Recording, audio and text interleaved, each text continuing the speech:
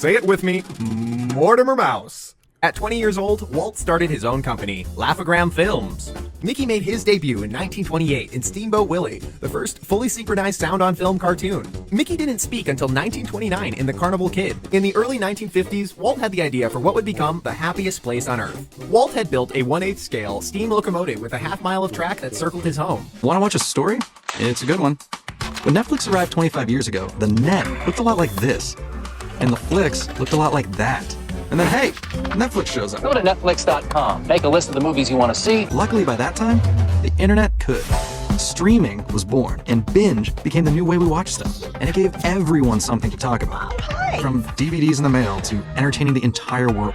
It's thanks to you, the fans, who found something unexpected to love and turned it into something incredible. But that's the thing about Netflix. You never really know what's next. After watching this video, I believe you have guessed the protagonist of today's story. If you have guessed it, please type the company name in the bullet comments.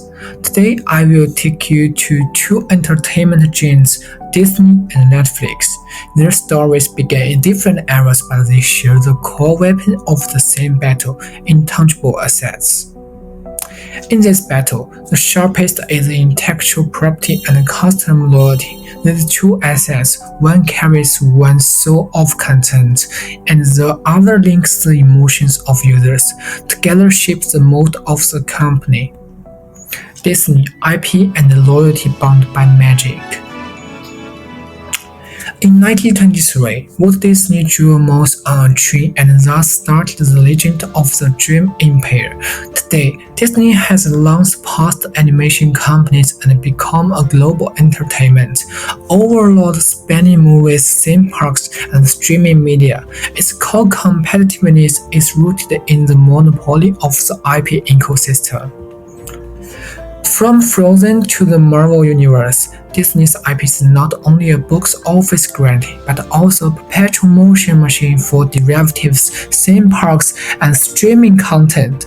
For example, the movie Frozen has generated more than $1 billion in consumer product revenue. But the magic of IP is more than that. Disney is well versed in cultivating customer loyalty. Its theme parks are not only amusement parks, but also a place of emotional resonance. Employees become animated characters to interact with tourists. Shanghai Disney incorporates Chinese elements and even uses technologies such as Magic Bond to enhance immersion. This experience allows tourists to not only consume content, but also establish an emotional bond with the brand. Data shows that in 2023, the number of visitors to Shanghai Disney exceeded 13 million, a record high, and Disney's streaming business made a profit of $293 million for the first time in 2025, which is the result of customer retention and average revenue per user improvement. Oh, Netflix. Loyalty bound by IP and data. If Disney's loyalty comes from dream making, Netflix had redefined entertainment consumption with data and insights. In 1997, Reed Hastings came up with the no-late fee subscription system because of a 40 fine for overdue rental of discs. This seemingly small innovation made Netflix what it is today. Today, its core business is to provide users with on-demand services for video content, such as movies, TV series, documentaries through the internet with more than 300 million subscribers. Although the Netflix IP library is not as large as Disney's, original content such as Stranger Things and Squid Game has become a fundamental IP and has penetrated more than 190 countries with its globalization strategy. Behind the consumer relationship that makes users addicted is 30 billion user behavior data. Netflix knows you better than you do. This saves the company $1 billion in churn costs each year and increase user stay time by 30%. However, the hidden challenge of the two giants should not be ignored. Disney's dependence on IP may lead to weak innovation, and the decline in the box office of Marvel movies in recent years is a warning bell, and Netflix's high content costs budget for 2024 is $17 billion, and user growth bottlenecks tests its profitability and sustainability.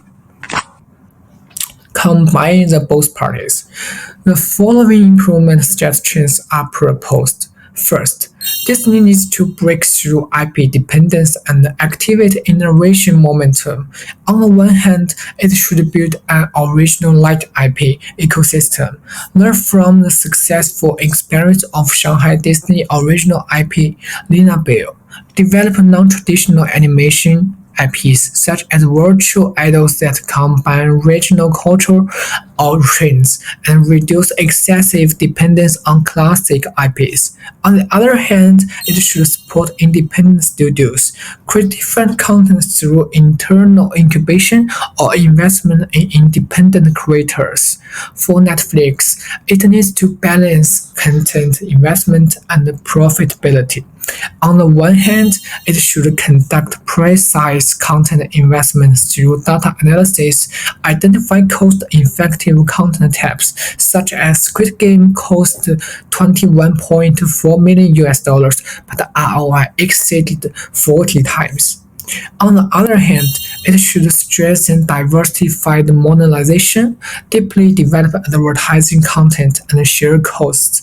Netflix advertising revenue will increase by 100% year-on-year in 2024 and is expected to double again in 2025.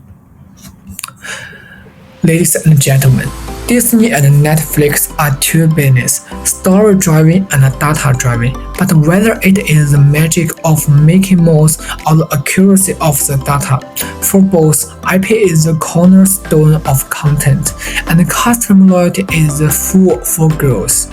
Only by deeply integrating the two can companies build a moat that is both ancient and cutting-edge in the entertainment battlefield.